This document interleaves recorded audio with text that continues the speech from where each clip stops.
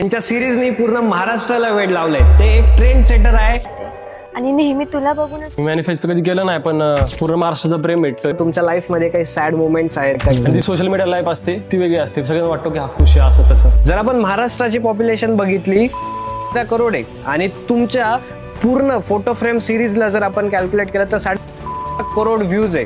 म्हणजे महाराष्ट्रात नाही तर पूर्ण महाराष्ट्राच्या बाहेरच्या पण लोकांनी तुम्हाला बघितलंय. जिथं आम्ही जातो तिथं आम्हाला पूर्ण रिस्पेक्ट भेटते. फोटो फ्रेमवाले आले जी रिस्पेक्ट भेटली ना ती कुठेच भेटली ना अजूनपर्यंत. जो आपला हर्षद मेहता स्कॅम आहे त्याला 2 मिलियन व्ह्यूज. जर तुम्ही या सोशल मीडिया प्लॅटफॉर्म वरती स्वतःच्या सिरीज काढल्या तर तुम्हाला नक्कीच एवढा ग्रँड सक्सेस भेटेल. आपण वेगळं ट्रेंड आणू काहीतरी, कोणी अजूनपर्यंत केलं पण नाही. पब्लिकला नॉर्मल वाटतो की 2 मिनिटाचा व्हिडिओ आहे किंवा 3 मिनिटाचा व्हिडिओ आहे, पण तो शूट करायला आम्हाला 2 दिवस पण लागतात. 3-4 अँगल असतात तर मग त्याच्यामध्ये तुम्ही सिंगल फोन यूज करता 2-3 अँगल यूज करता. सेम सीन 2-3 वेळा रिपीट करायचा. सिरीज मधले जेवढे पण क्रिएटर आहेत त्यांना तुम्ही एक वर्ड मध्ये कसं डिस्क्राईब करशाल? तेजस, दुर्वा. विचार लागतोय थोडासा, म्हणजे काहीतरी की दुर्वाचं आणि तुमचं काही आहे का? काय नाही, अरे मला इथे हे दिलं डेअर दिली होती की दुर्वाला व्हिडिओ कॉल कर. असे हार्ट कोरले होते याच्यामध्ये धाग्यामध्ये. माझ्यासाठी ती एक अनएक्सपेक्टेड मुवमेंट होती की आता सध्या तू सिंगल आहे की ये फंस गया सीएम.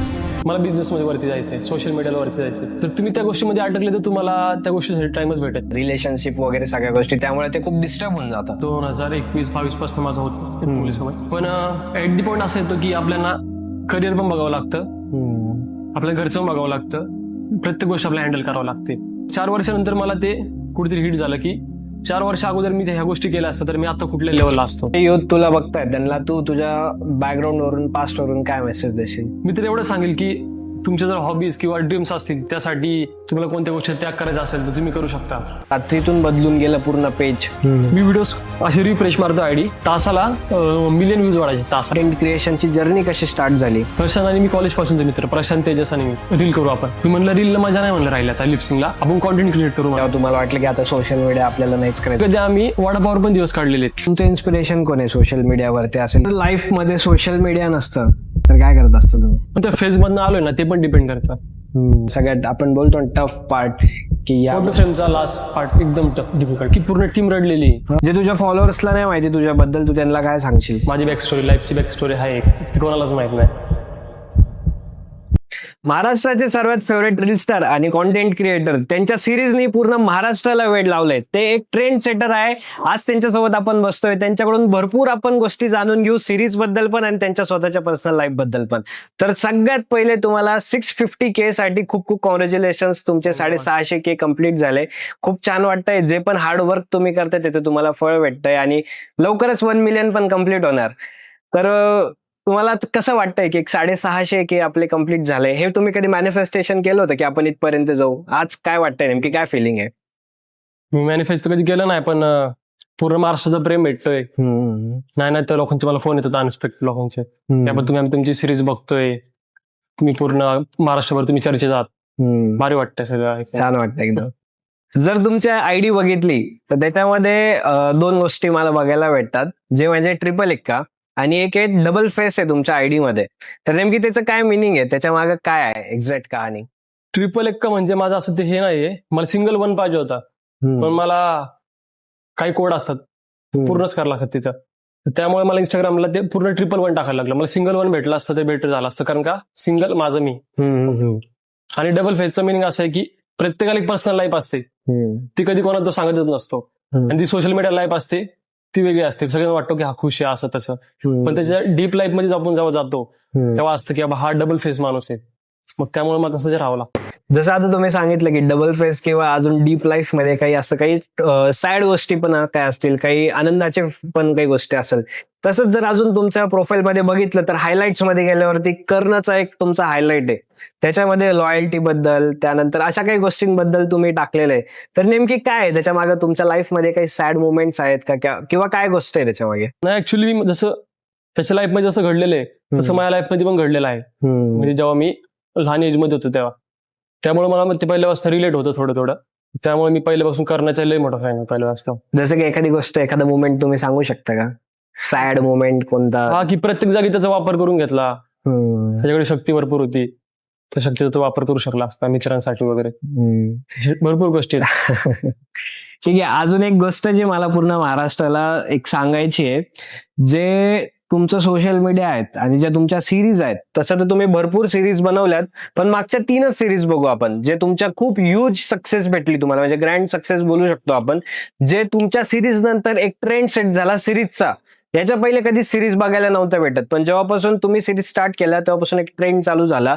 मला एक सांगायचं आहे प्रत्येक व्ह्युअर्सला, जर यांचं आपण पहिली सिरीज बघितली फोटो फ्रेम सीझन 1 आणि सीझन 2, याचे जे टोटल व्ह्यूज काउंट जर तुम्ही कधी बघितले बारकाईनी, तर टोटल 174 मिलियन व्ह्यूज आहे.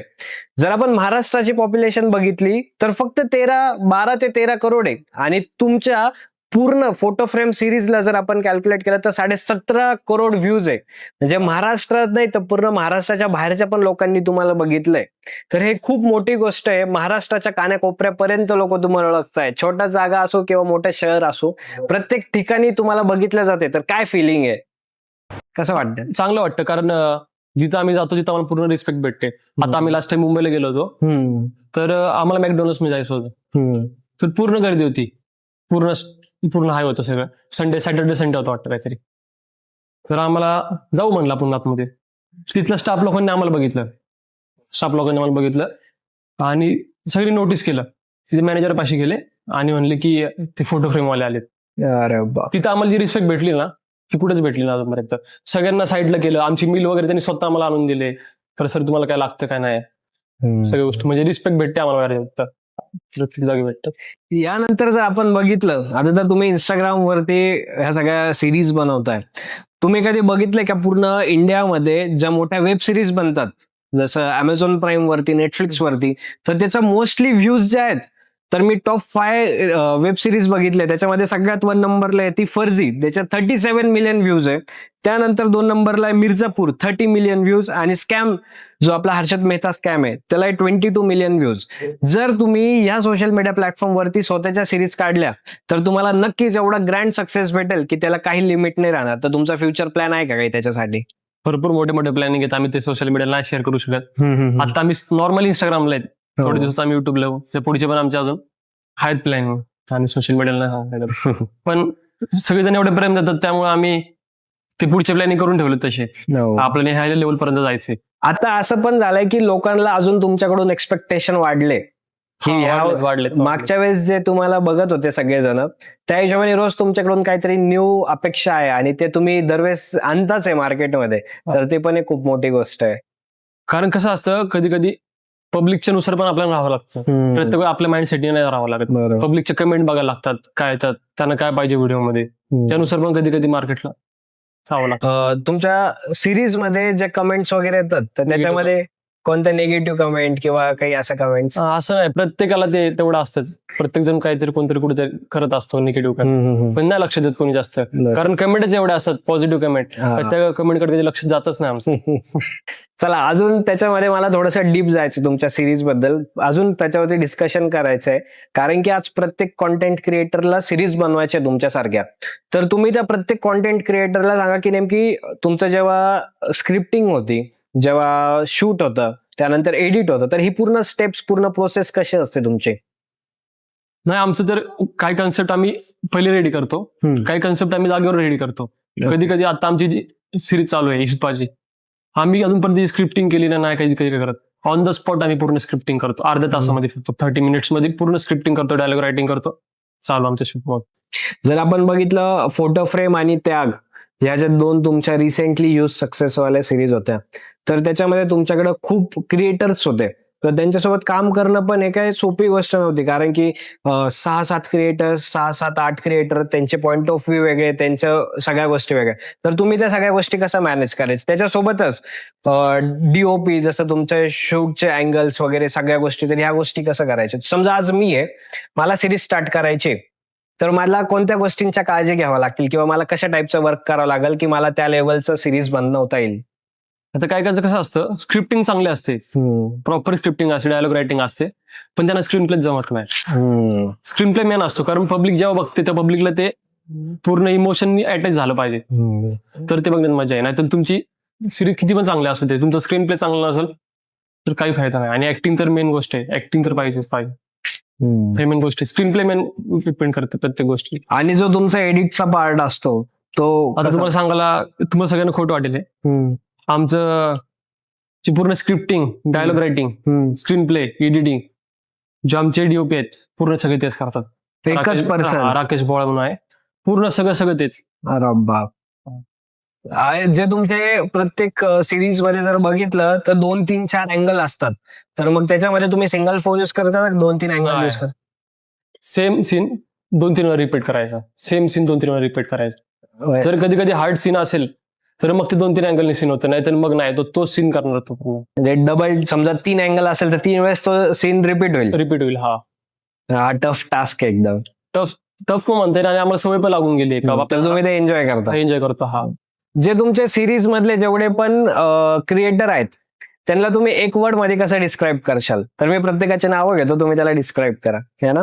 तर सगळ्यात पहिले तेजस, फनी, त्यानंतर Prashant, cool boy, Sahil, handsome, Dhruva. Dhruva विचार लागतोय थोडासा, म्हणजे काहीतरी. शांत मुलगी आणि अशी छोट्या मुलासारखी राहते, म्हणजे नाजूक वगैरे. तर सृष्टी, डीप नॉलेज. हा, हुशार. कोणत्या पण गोष्टीचं नॉलेज. हा, कोणती पण गोष्ट झाली मी तिला फोन करतो, ताई असं असं झालं आपलं, मग ती मला सांगणार असं असं कर, हे झालंय तर. संस्कृती शांत मुलगी आहे, एकटीच राहते, कोणामध्ये जास्त इन्व्हॉल्व्ह होत नाही, त्याच्यामध्ये फेर. सेजल, ती पण डीप नॉलेज आहे आणि माइंडसेट स्ट्रॉंग आहे तिचा. आणि पायल भोळी पोरगी आहे, एकदम भोळी. एक जेव्हा मी तुमचे पूर्ण सिरीज बघत होतो तर मी स्वतः खूप मोठा ह्यूज फॅन आहे. मी तुम्हाला बघून स्वतः एक सिरीज स्टार्ट केलेली, पण ही गोष्ट वेगळी की त्यालाही सक्सेस भेटली नाही, पण मी केलेलं आहे ट्राय. तर मग मला माहिती आहे या गोष्टी किती अवघड असतात. तर तुमचा एक बिहाइंड द सीन एक व्हिडिओ युट्यूबला बघायला भेटतो, ज्याच्यामध्ये तुमचं सगळ्यांचं शूट वगैरेच्या सगळ्या गोष्टी दिसत आहेत. तर त्या बिहाइंड द सीन मध्ये एका मुलीने तुम्हाला गिफ्ट दिलेलं आहे, फ्रेम आहे. तर ती काय कसा विषय होता? मुवमेंट होती. ती मुलगी अचानक आली, आमचं शूट चालू होतं फोटो फ्रेमचं, तेव्हा आम्ही पूर्ण असे बसलो होतो एकदम, आणि ती आली आणि ती म्हणली मी तुझ्यासाठी गिफ्ट आणलेत. मग तिने एक गिफ्ट काढला, त्याच्यानंतर ती म्हणली मी पूर्ण अख्ख्या टीमसाठी गिफ्ट आणलेत. तिने पूर्ण अख्ख्या टीमला गिफ्ट आणले होते. आणि त्यावर तिने असं लिहिलं होतं, प्रत्येक गाण्यामधला एक सिक्वेन्स होता मधला एक, तो तिला हिट झाला, तिने ते तिथं राईट केलं होतं आणि तिने असे हार्ट कोरले होते याच्यामध्ये धाग्यामध्ये पेपरवर, आणि ते प्रत्येकाला तिने गिफ्ट केले होते. तर माझ्यासाठी ती एक अनएक्सपेक्टेड मुवमेंट होती की लाईफ मध्ये असं माझ्या ठिकाण करू शकतो. हे तर झालं समजा तुमच्या फॅन्सचं. आणि अजून एक रुमर्स पण म्हणू शकतो, किंवा मी पण एक बघितलेलं आहे सोशल मीडियावर वगैरे, प्रत्येक जण बोलतात की ध्रुवाचं आणि तुमचं काही आहे का? नाही, ध्रुवाचं तसं काय नाही. तिचे फॅमिली रिलेशन माझ्यासोबत चांगले आहेत, माझ्या फॅमिलीची सोबत चांगली, पण असं काय नाही, आम्ही नॉर्मल फ्रेंड्स आहोत. रिलेशन चांगले आहे म्हणूनच विचारतोय आम्ही. असं काय नाही. ठीक आहे, म्हणजे सोशल मीडिया पुरतं आम्ही तेवढे, बाकी नाही, प्रायव्हेट लाईफ मध्ये असं काय नाही. मग आता सध्या तू सिंगल आहे की? सिंगल. का असं? एवढे सगळे सिरीज तुझे लव्ह रिलेशनशिपचे, लव्हचे सिरीज प्रत्येक महाराष्ट्रामधला व्यक्ती बघतोय आणि तू सिंगल, मला तर नाही शक्य वाटत. नाही, कारण प्रत्येकाचं काय असतं, प्रत्येकाचा एक माइंडसेट असतो. तसं माझं माइंडसेट आहे की मला बिझनेस मध्ये वरती जायचंय, सोशल मीडियाला वरती जायचंय. तर तुम्ही त्या गोष्टीमध्ये अटकले तर तुम्हाला त्या गोष्टीसाठी टाइमच भेटत. मग त्यामुळे मग त्या गोष्टीपासून आपण जेवढं लांब राहू तेवढं आपल्यासाठी भेट. का मागचं काही पास्ट वगैरे आहे? नाही, असं पास्ट पण आहे, पण त्या गोष्टीपासून आपण लांबच राहतो. नाही, आपल्या लाईफवर पूर्ण फोकस करायचं, जे पास्ट झालं ते झालं, सगळं सोडून जायचं. ते मध्ये पास्टमुळे हा डिसिजन घेतलाय की पहिलेपासून हाच माइंडसेट होता? नाही, पास्टमुळे हा डिसिजन घेतला. पास्टमुळे घेतला. काही त्याबद्दल काही बोलू शकतो, सांगू शकतो नेमकी काय झालेलं ओव्हरऑल? होतं असं की माझं, कारण की हा प्रॉब्लेम 99% मुलांचा आहे की काही ना काही बॅड पास्ट असतं, रिलेशनशिप वगैरे सगळ्या गोष्टी, त्यामुळे ते खूप डिस्टर्ब होऊन जातात.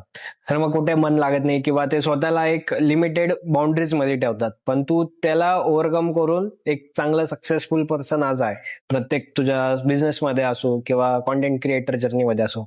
तर नेमकी काय विषय होता आणि त्याच्यात तू कसं ओव्हरकम केलं? होतं म्हणजे माझं एक 2021-22 पासून माझं होतं मुलीसोबत. पण ऍट दी पॉइंट असं येतो की आपल्याला करिअर पण बघावं लागतं, आपल्या घरचं बघावं लागतं, प्रत्येक गोष्ट आपल्याला हँडल करावं लागते. पण प्रत्येकाचा माइंडसेट घेऊन प्रत्येक जण चालत असतो पण काही कारणं ते ऍक्सेप्ट होत नाही.